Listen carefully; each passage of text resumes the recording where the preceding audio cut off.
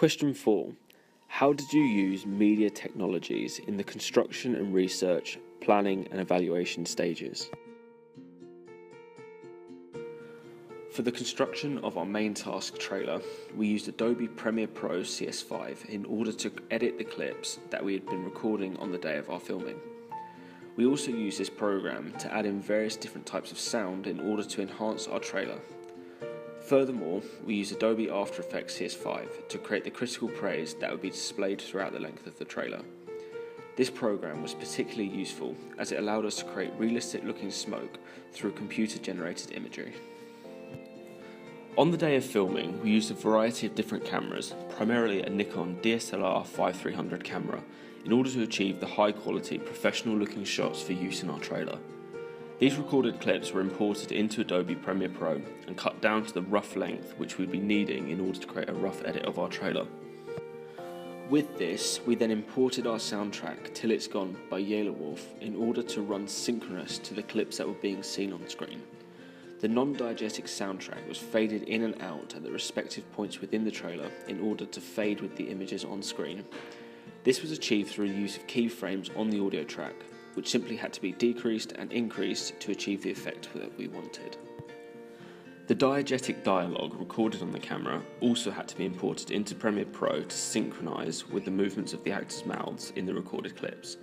The volume of the soundtrack had to be altered by lowering it when the dialogue was also being played, so it was made easier to hear them and therefore would take priority over the soundtrack as it's more important and key to the narrative of the trailer.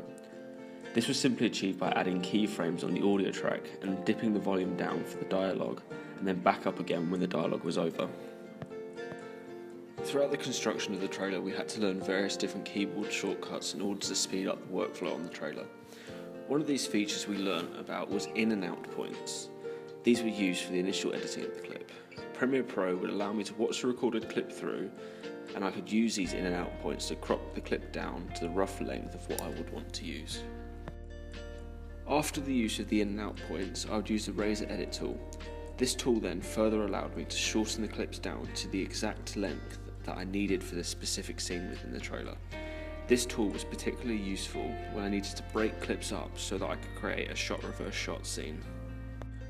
The Ripple Edit tool further helped with creating exact continuity between shots. For example, where Lizzie is pouring sugar into the bowl, we have used multiple camera angles. In order for us to create the continuity between these shots, the Ripple Edit tool allowed us to do this by displaying the clips side by side and cropping out the footage so that there is an exact match between the clips. Some of the shots we took on the filming day ended up looking quite shaky. In order to prevent us from having to refilm these shots, we decided instead to search how to stabilise footage with Adobe Premiere Pro. In order to be able to achieve this, we had to use a more recent version of Premiere Pro. We searched YouTube for a tutorial and we found how to stabilise footage in Premiere Pro by Chris Smith. Stabilising footage was very simple as it only required the use of one video effect called the Warp Stabiliser. When this was applied to the clip, it automatically analysed it and stabilised the footage. For example, when Lizzie was walking to the oven, the camera shook due to the frail floorboards of the setting. Therefore, we used this feature in order to get a nearly completely still shot. To enhance the trailer, and in order to make it look more stereotypical to the genre, we also used Adobe After Effects CS5 to add transitional effects to break up our recorded clips. In order to achieve the most effective effects, I used the video sharing e-media product YouTube to look up tutorials of smoke that I could create myself to add into the trailer. I knew that I wanted smoke that revealed text on screen, so I searched for smoke text effects. The tutorial that I found was called Text Effects Animation After Effects tutorial created by Aaron Kumar. The smoke text created from this tutorial would allow us to reveal critical praise from our ancillary products. The smoke was relevant to the narrative as it keeps with the concept of mystery in Walton Hill's multi-stranded narrative, such as the scenes within the kitchen. The smoke has connotations of something burning within the kitchen, which in turn could be relevant to the narrative of Walton Hill. These effects were imported and placed between the clips, which made the trailer more fit for purpose and similar to other trailers of this genre. To finalise our trailer, we had to create a non-diegetic voiceover to be played synchronously to the Walton Hill ident at the end of the trailer. This was recorded simply using an iPhone voice recorder as it was of high quality. The audio was imported into Premiere over the Walton Hill ident, which faded in between the last recorded clip and faded out to the BBC Two ident that was found on YouTube. Once the trailer was completed, it had to be exported from Adobe Premiere Pro and subsequently uploaded onto YouTube so it could be embedded onto the blog page.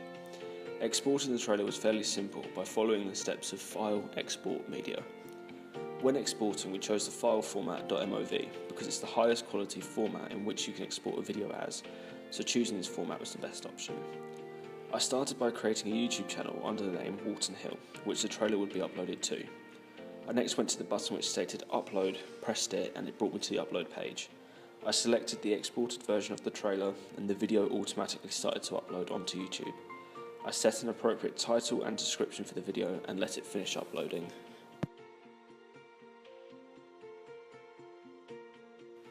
The production of the ancillary products was created using Adobe Photoshop CS5 to manipulate and arrange images to create the front cover and poster. From secondary research into existing TV magazines, I found that the colours were very bright and vibrant, so in order to create a fit-for-purpose magazine front cover, I had to repeat these features. I created a bright blue gradient background with the inclusion of other bright colours such as the sub-story boxes and the main headline.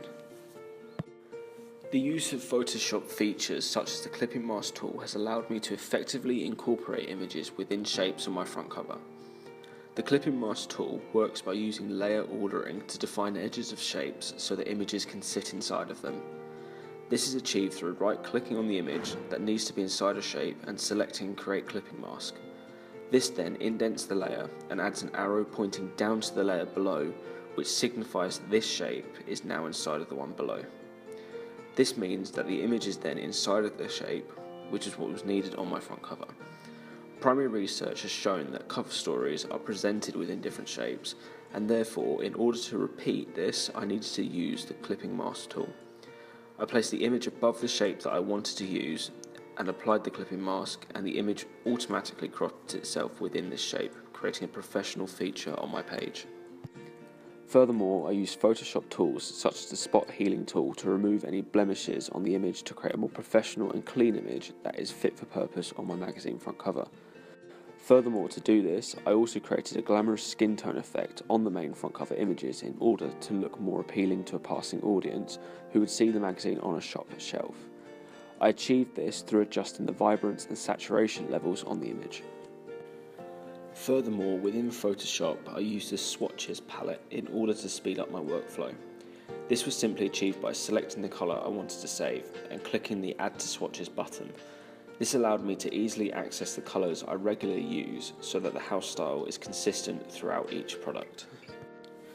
Linking and grouping layers together became an essential part of the two ancillary products.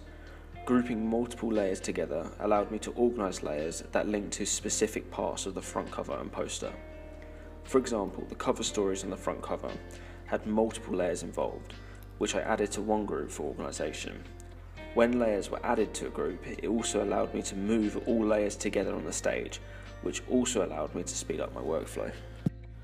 The use of the ruler tool was also apparent throughout the production of my ancillary products.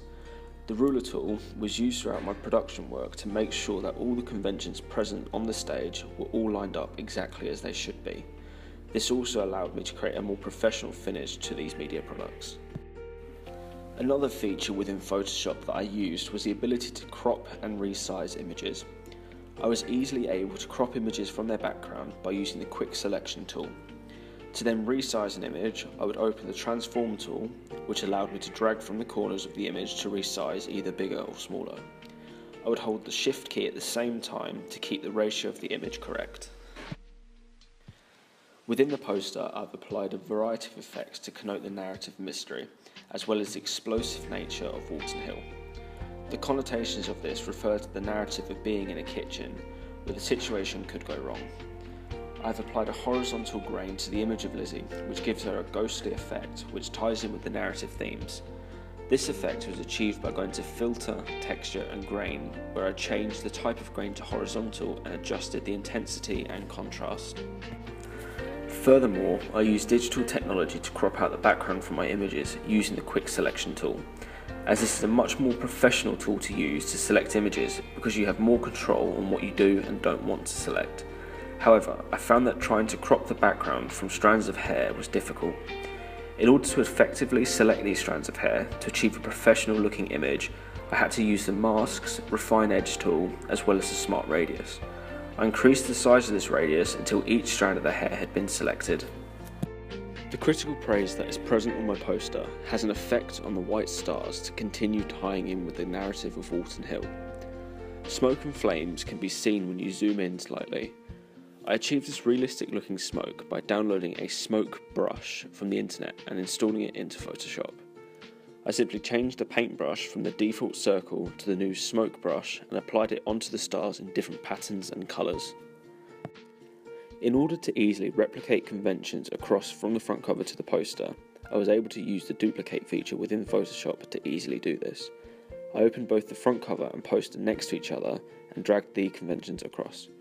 For example, I wanted the same BBC Two logo on the poster, so I simply clicked and dragged it from the front cover to the poster and dropped it where I wanted it.